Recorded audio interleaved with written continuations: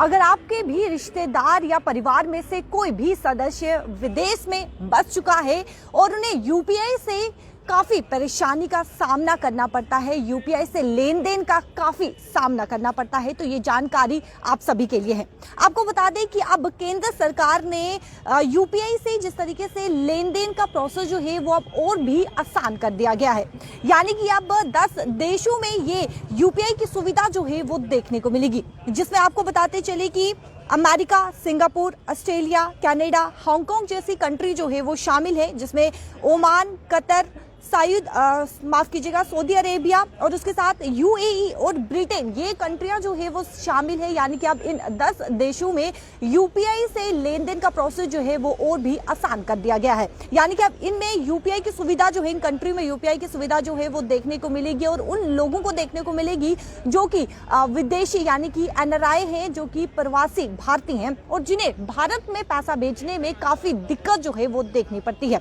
वहीं पर आपको ये भी बताते चले कि एनपीसीआई यानी कि national payment corruption of India की तरफ से ये सभी यूपीआई प्लेटफॉर्म को कह दिया है कि इस सुविधा को जल्द से जल्द लागू किया जाए और इसका टाइम जो है वो दिया गया है, यानी कि डेट जो है वो निर्धारित की गई है 30 अप्रैल, यानी कि 30 अप्रैल तक इस सुविधा को जल्द से जल्द जो है वो लागू कर दिया जाएगा और उन लोगों के लिए यानी कि जो एनआरआई है, जो प्रवासी भारतीय है, उन लोगों के लिए सुविधा जो है वो काफी बेनिफिट होगी, काफी आसानदेह होगी,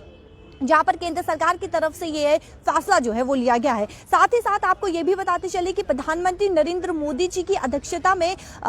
रुपे डेबिट कार्ड और लो वैल्यू बीएचआईएम यूपीआई ट्रांजैक्शंस को बढ़ावा देने के लिए 2600 करोड़ रुपए की योजना को साफ तौर पर मंजूरी दे दी गई है। जहां पर आपको ये बताते चले कि यूपीआई कदम से अंतर्राष्ट्रीय स्टूडेंट, विदेश में रहने वाले परिवार और स्थानीय व्यवसायों को मदद मिलेगी। यानी कि जिस तरीके से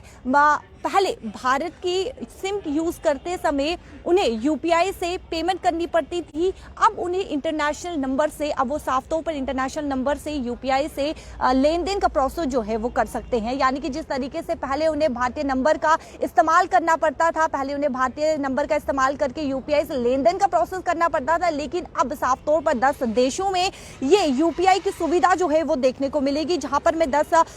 देशों का नाम जो है वो आपको बता चुकी हूं। मैं फिर दोहराना चाहूंगी, Singapore, America, Australia, Canada, Hong Kong, साथ ही साथ सऊदी अरेबिया, कतर और यूएई और ब्रिटेन, इन 10 कंट्रियों में अब यूपीआई की सुविधा जो है वो देखने को मिलेगी, जहां पर आराम से, आसानी से यूपीआई का प्रोसेस जो है वो कर सकते हैं। यानी कि अब उन्हें कोई भी मुश्किल जो है, कोई भी दिक्कतों का सामना जो है वो उन्हें नहीं करना पड़ेगा। अब जिस तरीके से पहले की बात करें तो पहले जिस तरीके से उन्हें भारतीय नंबर का यूज करना पड़ता था और उसके बाद वो यूपीआई का लेन देन कर सकते थे, लेकिन अब वो इंटरनेशनल नंबर से भी लेन देन जो है वो यूपीआई का कर सकते हैं और साथ ही साथ 30 अप्रैल तक का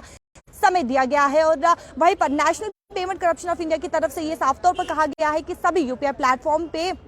ये जल्द से जल्द लागू किया जाए। इसको आप किस तरीके से लेते हैं, आपको ये योजना कैसी लगी, ये कमेंट सेक्शन पर अपनी राय जो है वो जरूर रखेगा। कैमरा पर्सन दीपक के साथ शिल्पा शर्मा, जम्मू।